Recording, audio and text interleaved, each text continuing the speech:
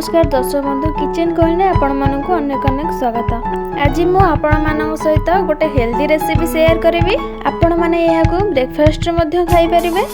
आज मु under post बनैबी। जदि वीडियोटी पसंद आसे ताले सब्सक्राइब करनेबे एवं पाखे थिबा बेल आइकन को क्लिक करनेबे जहा फल कि वीडियो नोटिफिकेशन आपण मानक पाखरे पहुंची जिवो।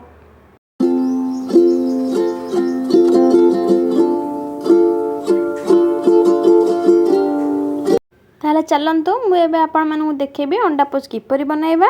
सेथिपई मु कढ़ई रे गोटे चम्मच तेल देई ताको भलो भाबरे गरम कर नेइची। सेथरे मु अंडा को फटेकी देई नेबी। अंडाटी को फटेला बेले देखि फटेबे नहले केसरटी फाटी जाई पारे। एही परि भाबरे मु 3टी अंडा को देई नेइची। आपण याको सिम रे रखी करिवे। एबे याको गोटे मिनिट एही परि भाबरे छाडी नेबे। एबे मु सेथिरे लंका गुंड को चारियाडे टिके देई नउची। जदि आपण मानक लंका गुंड पसंद न आसे ताहले एगो स्किप मध्य करि परिवे। एबे एहा ऊपर गोलमरच गुंड अल्प देई नबा। एहा खाइबा पई बहुत टेस्ट लागिबो आउ एहा हजम करिवार मध्य भलो भाबरे सहाय्य करिवो। एबे मु सेथिरे टिके लूण मध्य चारियाडे देई नउची।